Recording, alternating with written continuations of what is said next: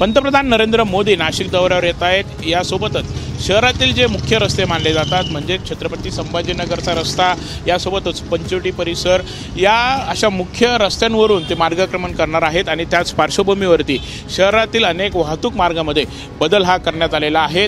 आपण जर बघितलं तर अशा प्रकारे अनेक ठिकाणी बॅरिकेड्स टाकून रस्ता हा बंद करण्यात आलेला आहे।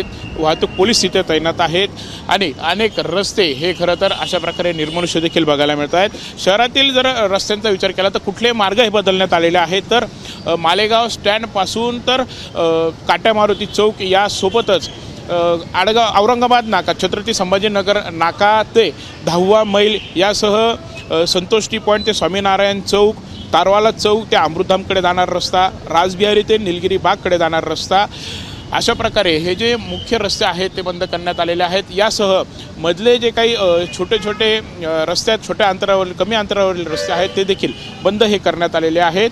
जवळपास 18 मार्ग हे बंद आहेत। यासोबतच पर्यायी मार्ग देखील 5 पर्यायी मार्ग हे देण्यात आलेले आहेत। यासह एकूण 8 ठिकाणी पार्किंगची व्यवस्थाही करण्यात आलेली आहे। मुंबई, छत्रपती संभाजीनगर, आग्रा, धुळे यासह पेठ, दिंडोरी या भागाकडून जे लोक येणार आहेत या सभेसाठी त्यांची पार्किंग जी आहे ती शहराच्या बाहेरच करण्यात ही आलेली आहे।